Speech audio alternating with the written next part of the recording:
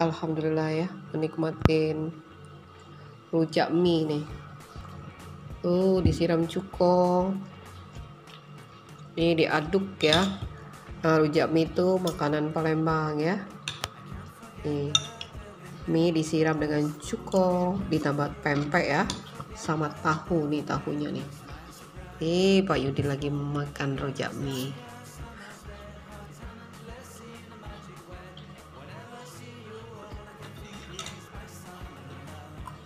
Alhamdulillah. Mari makan rujak mie ya. Mantap nih rujak mie wong Palembang. Tuh.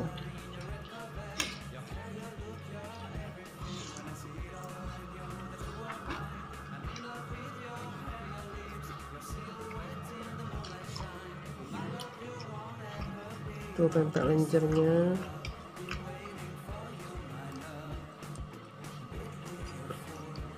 Ada tahu